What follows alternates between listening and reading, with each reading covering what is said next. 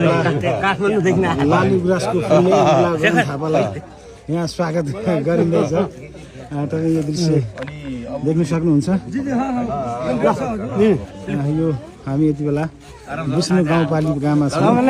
महाधिवेशन प्रतिनिधि लिएर आइदिएको